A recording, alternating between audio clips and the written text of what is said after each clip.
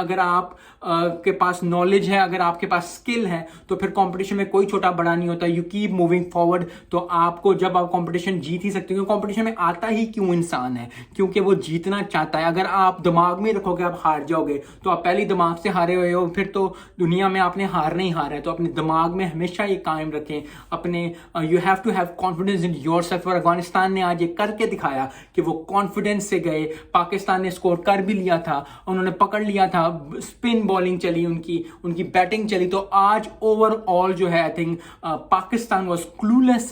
जब वो बैटिंग कर रहे थे अफगानिस्तान, उनके पास कोई नहीं था, बात नहीं थी। मैं ये नहीं कह रहा कि पाकिस्तान को खेलना नहीं आता, पाकिस्तान प्लेयर्स अच्छे खेलते हैं, लेकिन आज के दिन में अफगानिस्तान और पाकिस्तान की टीम में अफगानिस्तान ने अच्छा खेला। फिर वही बात है कि दिन दिन पे डिपेंड करता है। अगर आप मेहनत कर रहे हैं, अगर आप मेहनत करते जा रहे हैं, क्रिकेट हमें बहुत कुछ सिखाता है। अगर आप रोज मेहनत कर रहे हैं तो आपका एक ना दिन आएगा और